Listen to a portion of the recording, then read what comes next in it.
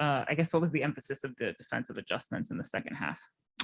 We wanted to just make sure we got in the gaps a little bit better than what we were in the past with their ISO and one-on-one, especially with Kyrie. James as well was doing it.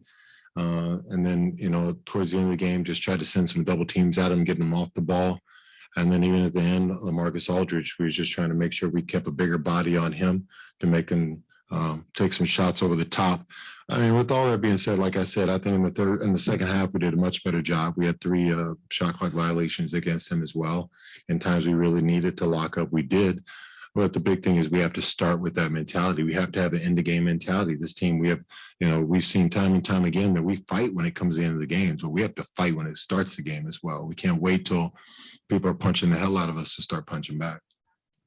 How did you kind of view the matchups in the rotation? It seemed like you went away from Gafford and maybe opted for size. Is that correct?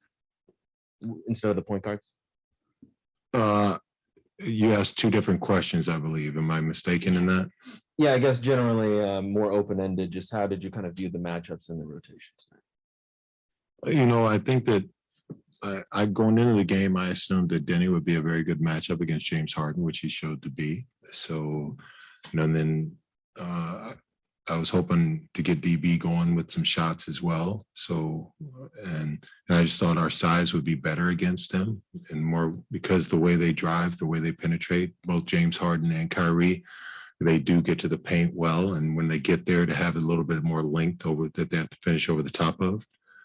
But, like I said, I think that Denny did a good job in his minutes. I'd love for DB to get going a little bit more, but I think we all believe he's still an unbelievably great shooter. So I have total faith in him. And with, I think 5 minutes and 45 seconds left, it looked like an assistant coach of the Nets may have deflected a pass. Did you see it in real time? And just kind of what was your reaction as that played out? And what's your take on the situation?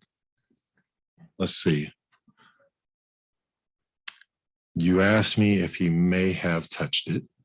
There's no may have. He did. My reaction was utter disbelief. I've never seen in my very long time in basketball something happen like that the referees didn't see. Nobody's perfect and the mistakes will be made. I get that. But I think in a game like this with the bench conduct being a point of emphasis this year, that it's very hard to swallow them missing something like that for me. I do understand that regardless, there's tons of things we could have done better in the game, and it should have never came down to us complaining about something like that. But I will say that, this is the best league in the world. You have to be better than that. And nothing against that referee, quite frankly. I think he's a good referee and a really good person. I was just kind of in disbelief. Like I said, I've never seen nothing like that ever. And to be standing there as a head coach to try to deal with it at the time was kind of like, oh my gosh, did I really just see that? What was the explanation given on that? Just said he missed it. He didn't see it. If it happened, he didn't see it. That's it. It's about all the explanation I got. And, I'm big on telling the guys to move on to the next play. I'm gonna move on to the next play. That's like I said, there's tons of mistakes we made as well. We're not perfect. We can't expect the referees to be perfect. I'm not perfect as a coach. No player on this entire stat sheet did not miss a shot tonight. And it's just the way things go. It's a game of basketball. JB, how many times in the first half did you see examples of good defense but better offense? Good defense from your team, better offense from their team. In other words, guys who were covered really well, who nonetheless made those shots. I didn't count how many times, but there was a few. That's for sure. Like I said, Kyrie made some great shots. In the game of basketball, you really want to force people into those pull-up non-paint twos, and he just did a good job of making them over contested. High hands. We did a good job of contesting. No shots were uncontested that were really hurting us there in the first or the second, quite frankly. But they're good. The one thing that really hurt us in the beginning, in my opinion, is we can't give up and ones at the rim. Either you foul them or you don't foul. It's one or the other, and that was something I believe hurt us in the first portion of the game.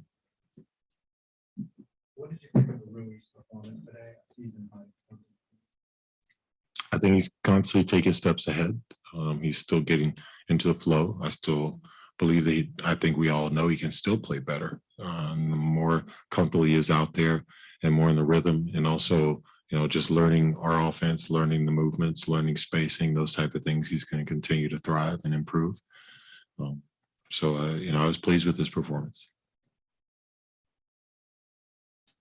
Maybe you said you were pleased to not take a step back, although you didn't feel like you took a step forward. How does this game kind of fit into your guys' quest to building consistency? First of all, this is only a second game with everybody. So when you talk about building consistency, number one, a consistent team is probably the first part of that. But also, like I said, the consistency that I would like to see is the effort. That's the big thing for me. This will be like my reiteration constantly is like, we're not going to play perfect, but our effort can be perfect. And if we can continually do that, that's what I'm pleased about. And I think that we definitely had flashes of it. Like I said, they made some tough shots. It's not like we weren't trying. They just made some tough shots. Of course, we made some mistakes. But like I said, I don't expect perfection, but I do expect perfect effort. There's certain plays where I think that we can point out where we could have better effort for sure. I think the way we finished the first half was a lack of effort. There wasn't a mistake. So there's, just to give that example, but I will say that, there was more plays where I saw good effort and damn good shots being made than lack of effort and just mistakes being made. Wayne. Hey, Coach, pregame, we talked about, one of the categories, and you held Brooklyn to 32% from the three-point line. What did you think of tonight's defense in that aspect from the three-point line? As far as where we did the three-point line, I was, like I said, I was pleased. That's what we wanted to do. That's why we harp on. We're actually, and if I'm not mistaken, the number one team as far as limiting three-point opportunities. But the thing about it is, and quite frankly, is I want to say Kyrie's almost the king of the mid-range shot, and he showed it. And it was difficult. They got in our paint much more than what we should have. And going back to what I said about the first half, you're going to go in there, either foul them and don't give them the shot, or you just don't foul them. But we can't give up and ones at the rim. Thank you, Coach. Last question to Neil. Hey, Coach, apologies if you already were asked and I didn't hear, but did you consider taking a timeout either when you're bringing up the ball and or after you got the offensive rebound?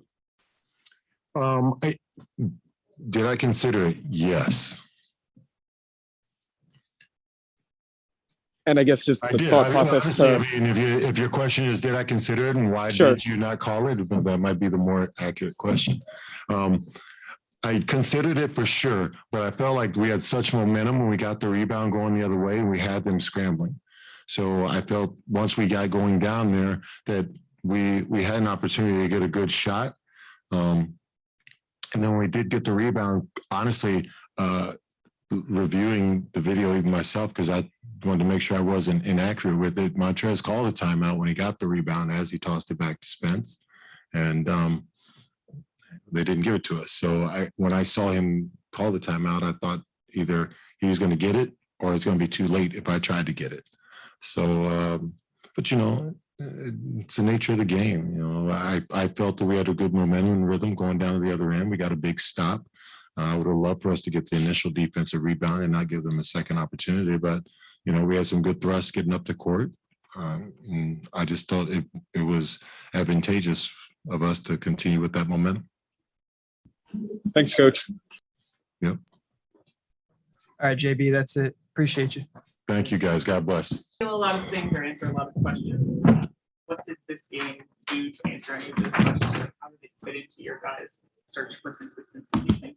That's a tough question to really ask or answer because, well, I think from the first half, we beat ourselves. It's kind of hard to point blank period. You can't let somebody score 70 points in a half. That's tough to recover. We did a hell of a job in the second half defensively. I think we held them to probably about 45 points, which that's a damn good plus for us, especially how we've been so up and down defensively. But I mean, it's tough. You talk about consistency, trying to find, who's in, who's out. We're still playing a bunch of guys at the same time too. And, it's tough. Most teams in the NBA are playing, maybe 9 guys, so, you just gotta, live with it sometimes and just figure it out on the fly,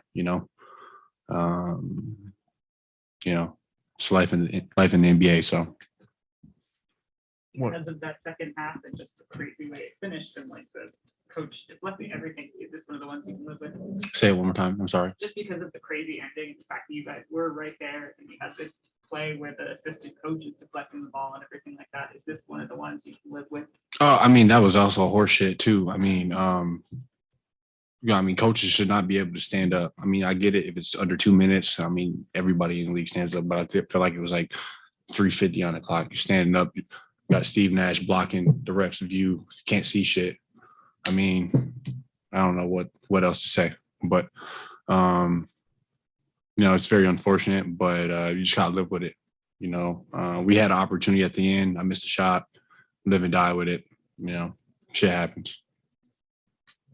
You like the look you got though? Huh. You like the look you got on the shot and stuff? Wide open, and I just missed it. I mean, it's all right. I can live with that and go to sleep tonight.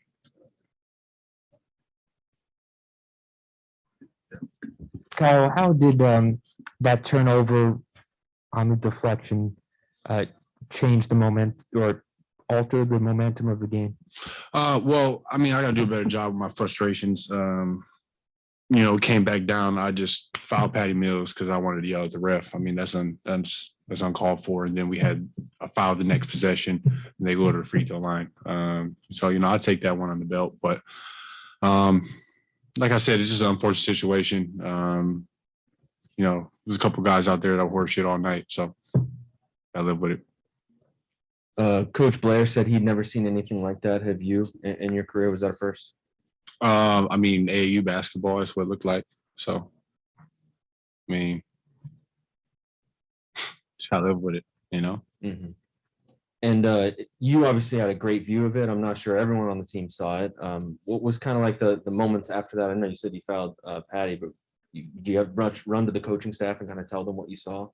I mean, I don't. We couldn't even review it. We already used our review, so it didn't really matter at the end of the day.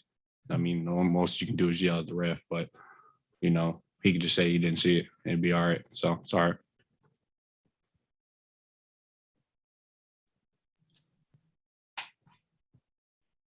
All right, Kuz. I think that's it. Cool. You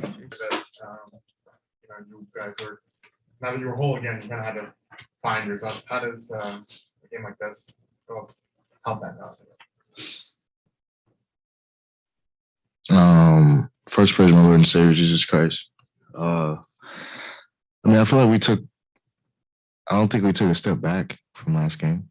I think we really competed really well. Granted, Kai and James were kind of, they wanted in the first half. We were kind of, I don't think we showed enough resistance. In the second half, we did that. And we limited them to like 40 points, something like that in the second half. So that's who we can be. I said it after the game. We keep showing our hand. We keep showing that we can guard the right way. We can push the ball and execute on offense and get stuff. And the biggest question is, what is our consistency? Can we sustain it? Granted, tonight we definitely could have won the game. It was some janky stuff that happened at the end, but we competed, and there's no more victories. But we gotta win this one. But they're a good team. They're competitive. They are who they are for a reason. But we're right there. We were right there the whole game. We just got to come out with a few plays at the end of the stretch. We'll see a 2-minute report tomorrow saying what it should have been called. So maybe we'll have Brooklyn stay tonight. We'll finish the game tomorrow. Maybe. Yeah. Right.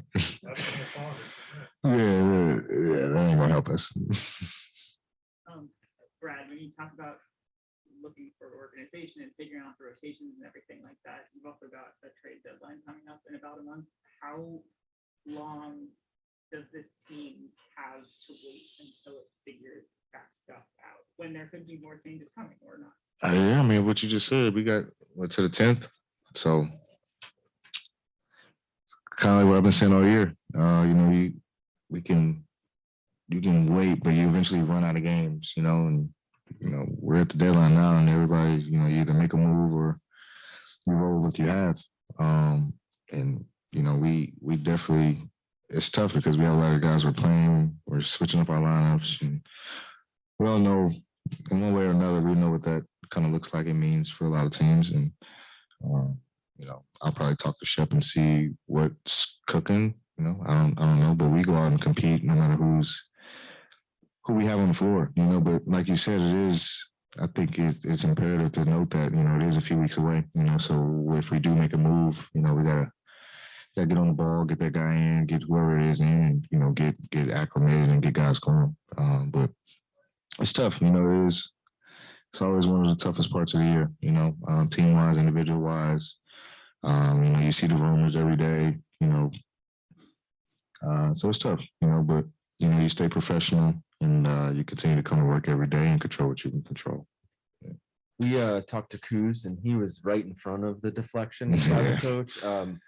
Did you notice it right away? How did you realize it? Yeah, and I was at the top of the key, which is, I know I had LASIK, but I know my vision probably, I can't see that damn far that good, but that was clear as day. Vanderpool, my guy, he was playing defense for sure. He was playing defense. I mean, it happens. We can't. It's unfortunate. We can't do nothing about it. Would that have changed the game? Maybe, maybe not. But there's still other plays in the game we could have made. I could have made my 2 free throws that we won. So there's so many other plays we could have made in the game. It shouldn't have came down to that play, but it was unfortunate. Sorry about that. I illustrated during the game a couple times. James Harden takes the ball and he puts it in your chest. That's a foul, right? It's a great offensive move, but yeah, I think it's a foul. Yeah. It's a vet move. This is very smart. It's because it's subtle. The refs really can't see that contact, that close to the body at times, and it's a vet move. He's been doing it for a while. I think they're just now starting to get a hold of it. But I mean, it's smart for sure. How does your offensive rhythm compare now to the last time you came back from a similar absence? It's kind of the same. I didn't lose really much of a step. I was pissed. I missed like 10 layups in the first half tonight. My rhythm's good. I have a good bounce. I like the flow of our offense, and like sometimes I should really be more selfish, be aggressive, and for the most part, I think we do a good job. We get good shots. I think we got to stop turning the ball over, but for the most part, we do a good job of just sharing the ball, getting good shots as best we can. Going back to what you were saying about the deadline, because you guys have a lot of favorable contracts or movable assets, does that make it harder as a team to either turn it out, or is it more challenging or anything like that? I mean, that's where the professionalism kicks in our jobs, because we, like I said before, we realized some guys are going to play, some guys aren't. A lot of guys' names are going to come up in rumors, and being on the blocks. Washington's, putting such and such out. That's going to happen. Whether it's true or not, you have no control over that. Unless your agent calls you and tells you what's going on. All you can do is, control what you can do every single day coming to work. And that's up to us to continue to keep that environment as positive as it is. It's tough, and we're not the only team that goes through it. It's our league. Guys move in and out, constantly. So, it's a few weeks away, but we definitely try to keep our poise, stay professional as much as possible, and just control what you can control, man. If you're not getting tick with us, there's 29 other teams watching. We've seen guys have success, after trade, so anything is possible. Brad, we know that even pros have a finite amount of energy that they can expend. Is it realistic to think that the same defensive intensity that the team showed in the second half is something that can be sustained throughout an entire 48-minute game? Yes, because we have 12 to 15 guys, and it's not just going to be 5 on the court that are, granted, it's 5 on the court that are getting it done at the time, but there's going to be a new 5 that comes in that, the same expectations are going to be, the exact same. So I would say, yeah, it is possible. I think there's a few games, I think like 4 or 5 games where we played really, really good, perfect games this year, on the defensive end, and that carried us to wins. So I think like I keep saying, we showed our hand, we showed we can do it. And, that's where our consistency and our attitude as a team has to be. We have, in order for us to be good and, an elite team, that's what we have to do. That's what we have to be from the start of games, not just the second half.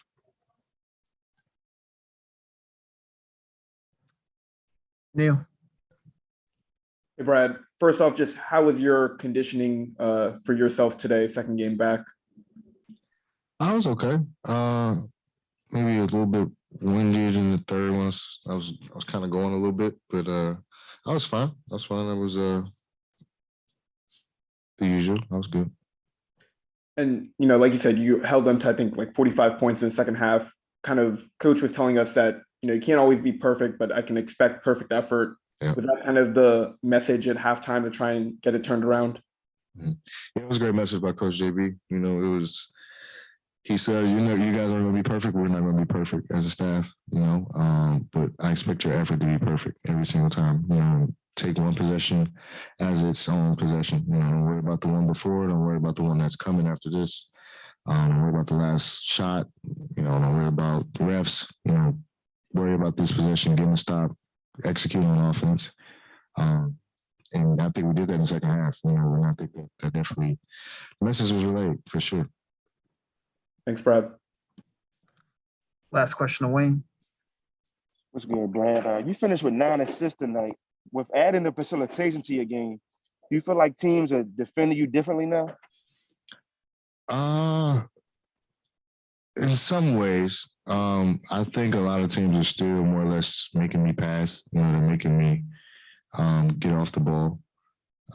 It's a totally different dynamic than last year. Like this year, we have guys who can facilitate, who can put the ball on the floor, who can knock down shots, who can really be threats and not have to load up on me all the time. So once they're going, it frees up me on a lot of drives and a lot of, one-on-one situations, So, teams are still trying to make me get off the ball. I think I'm just kind of more or less figuring out ways to manipulate them, keep them from, doubling as strong as possible. And I'm just trying to make the right reads. Appreciate you, Brad. No, man. All right, Brad. That's it. Appreciate you. Yep.